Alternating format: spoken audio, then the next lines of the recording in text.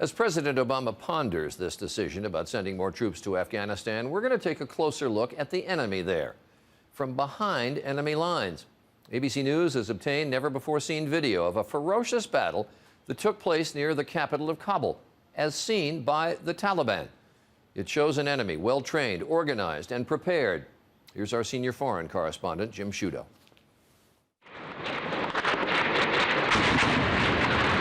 This is one of the deadliest attacks of the war.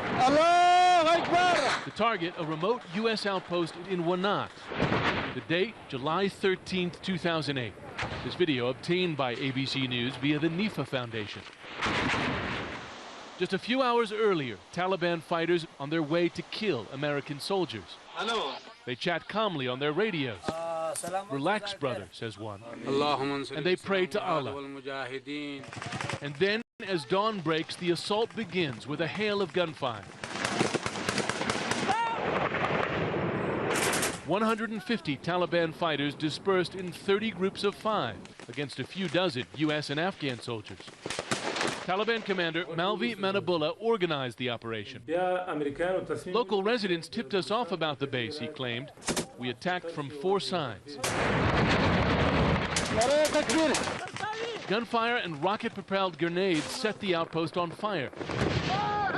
U.S. troops are pinned down around their Humvees. Tracers mark their return fire into the hills. Taliban fighters move closer, eventually right inside the camp. When the fighting finally ends, 9 Americans are dead. Today, say U.S. commanders, the Taliban are even more powerful, showing their strength across the country. From another deadly ambush on a U.S. outpost near the Pakistani border this summer, to the raid on a UN compound in Kabul in October. Increasingly, the Taliban is establishing a presence around the capital, Kabul, so that today, if you travel just a few miles down this road, you're entering Taliban-controlled territory. Taliban fighters patrol the roads openly, and in the mountains, they're training to fight. The Taliban have a ready supply of thousands of recruits for a holy war against the U.S. military. I want all the foreigners, one told us, to get out of our country. Back in Nuristan, 2 days after the attack, the outpost was abandoned, along with other small bases. Here, Taliban fighters are seen making their way inside one of them. They have vegetables, he said, a clinic.